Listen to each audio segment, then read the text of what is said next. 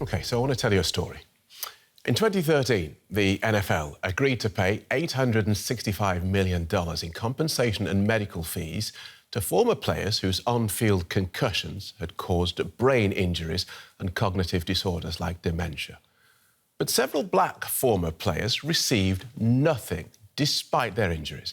Turns out this is because of something called race norming, which assumes that the average black player has a lower level of cognitive function than white players. So the effect of this is that even though the vast majority of NFL retirees are black players have to demonstrate a greater level of damage than white players to get the same payout, and many end up with nothing.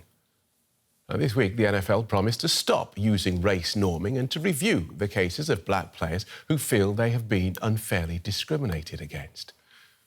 Well, let's get into this with Dr. Lucia Trimber, who's an Associate Professor of Sociology and American Studies at the City University of New York.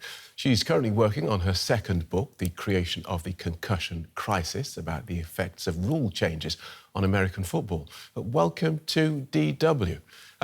I read this story yesterday and it stunned me. I was lost for words that yet again, rich white people had found yet another way of cheating black people. Is cheating too strong a word in this case?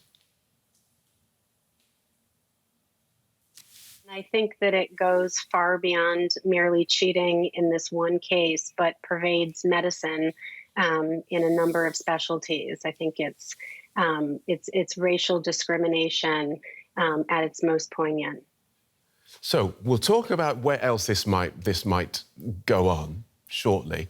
But first, what was the NFL's defence of this race norming in a sport where so many people are black? So the NFL has, from the beginning, maintained that there is no discrimination with race norming, and that race norming is designed, in this case, to prevent bias against black players.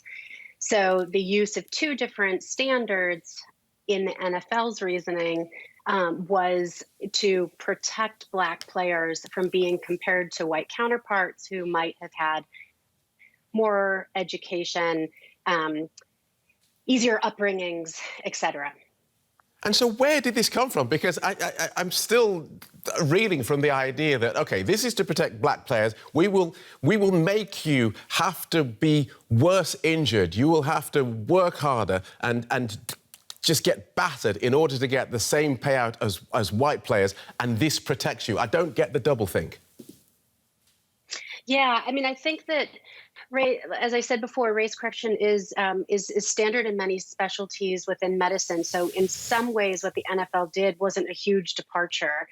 Within the field of neurocognitive testing, these different standards were introduced in order to acknowledge the history, the effect of education on Black men and women starting in plantation slavery. And so the idea is that, well, there's been less access because of plantation slavery, because of Jim Crow era rules and laws, and that access to education for Black men and women, Black children, is much more difficult than white children. So the argument is that these differences are so innate, whether they're genetically based or, in this case, education, socially, culturally produced, that we have to have two different standards.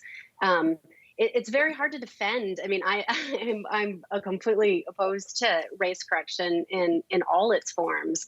In this case, I think that the NFL probably found a way to save some money in a highly contested settlement.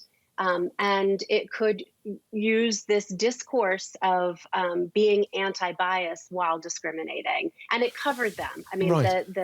The field covered them and medicine covered them. So where else do we see this then? Where else is race norming used? So race norming is used in a number of specialties. It's used in pulmonology, it's used in nephrology, it's used in obstetrics, and it has really big consequences. It really compromises the health of Black patients, and it affects care and it affects compensation in cases like this. So this isn't the first case that has had the issue of race norming raised. In the late 90s, there was a asbestos case out of Baltimore, Maryland, in which the company Owens Corning wanted to use race correction, and the plaintiff's attorney fought very hard against it.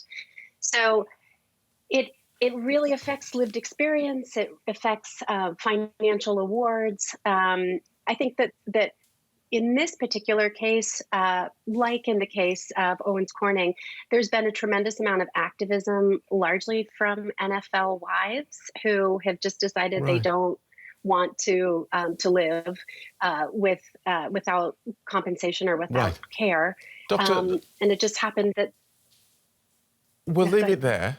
It's very interesting, very sad as well. Dr. Lucia Trimber from the City University of New York. Thank you so much. Thank you.